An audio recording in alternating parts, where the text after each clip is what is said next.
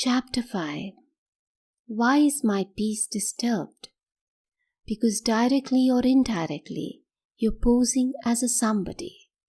You think that you are an individual, a separate person, a separate entity, an individual. The ego says, "Oh, she's disturbing me," or "he's verbally attacking me." You are living as if you are a separate individual and reacting to others as if they are individuals too. There is peace. You are disturbing the peace. You are presence. You are not the body. That presence is within the body. There is not my presence and your presence. There is only one presence. It is the same presence that is everywhere. If you want to compare yourself to something, compare yourself to the sky. You're everywhere, just like the sky. There is no difference between the speaker in this body and the listener in that body over there. Accept reality. It is your reality. It takes courage to accept reality because it demands a letting go of everything that you have previously taken for real. There is no past life, no future life, no hell, no heaven, because you're not a doer. Without a doer, there can be no deed. Some people say that because of their previous bad deeds, they have taken birth as a man or a woman, etc. This is nothing but imagination, concepts, illusion. There is nothing. There is no birth. There is no death. You are unborn. We are talking about the fate of the unborn child. Take up the challenge and accept reality. Don't be a coward, worrying, "Oh, what is going to happen? Oh, what if he hurts me? Or what if I lose my job?" You're not helpless. Be bold and fearless.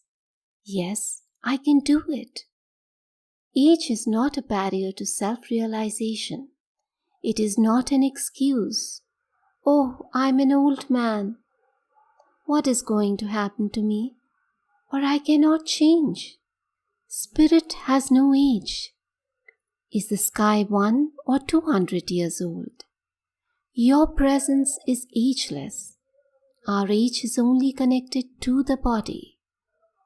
To know yourself in a real sense requires total and complete involvement.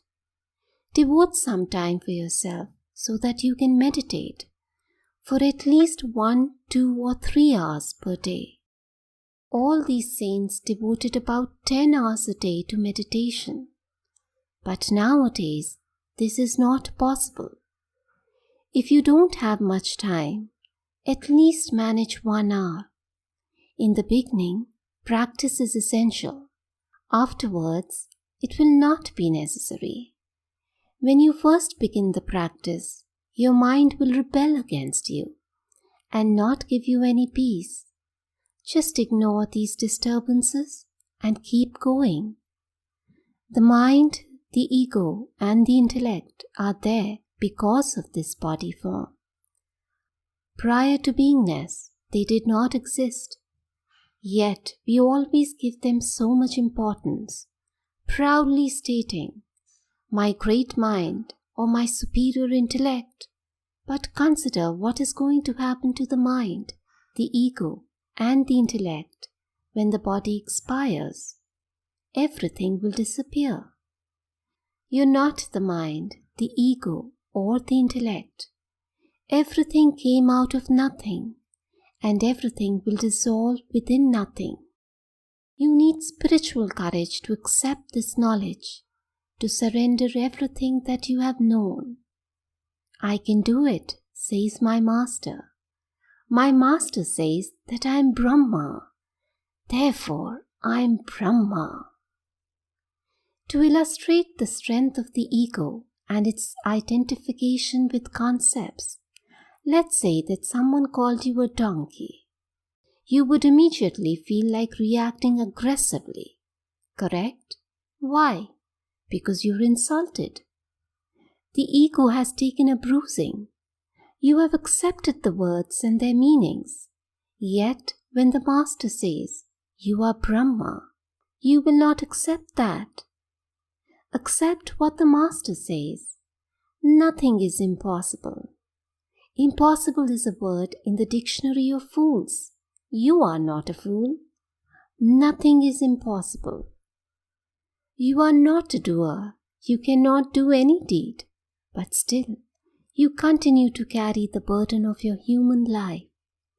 Change your view, change your perspective, and then everything will be peaceful. There will be no tension. When you stop viewing yourself as a human being, there will be peace. Identify yourself. Who am I? You are neither a man nor a woman. You are Brahma, your ultimate truth, which is not separate from you. Be realized and make others realized. Come out of the darkness of ignorance.